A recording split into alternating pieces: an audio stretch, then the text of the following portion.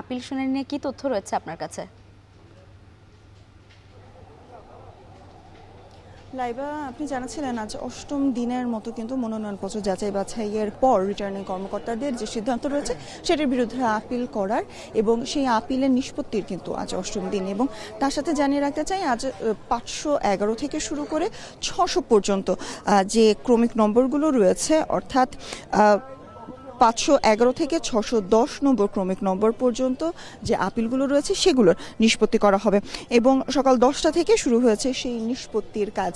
এবং তার সাথে সাথে লাইবা জানিয়ে রাখতে চাই গতকাল অর্থাৎ সপ্তম দিনে 481 থেকে 510 নম্বর যে ক্রমিক আপিলগুলো ছিল সেগুলোর আপিল নিষ্পত্তি করা হয়েছে এবং তাছাড়াও অপেক্ষমান 13টি অর্থাৎ মোট 43টি আপিলের নিষ্পত্তি করেছে ইসি এবং সেক্ষেত্রে 18টি আপিল মঞ্জুর করা হয়েছে এবং 17টি নামঞ্জুর করা হয়।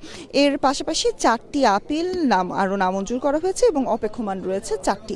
অর্থাৎ মোটা দাগে আসলে বলা যায় যে আপিলগুলো আছে আমরা প্রথম দিকে কিন্তু দেখেছি অধিকাংশই সেগুলো নিষ্পত্তি হয়ে মঞ্জুর হতে, কিন্তু যত সময় গড়াচ্ছে নামঞ্জুরের সংখ্যাটা কিন্তু বাড়ছে।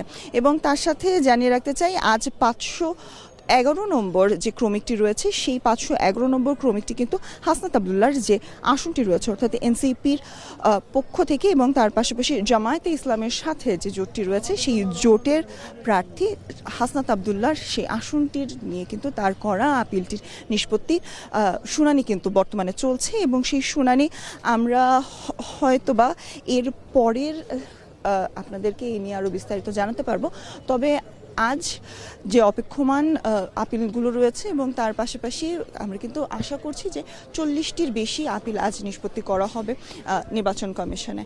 লাইবা, আগারগাঁও নির্বাচন কমিশন থেকে যুক্ত ছিলেন সুলতানা স্বর্ণা।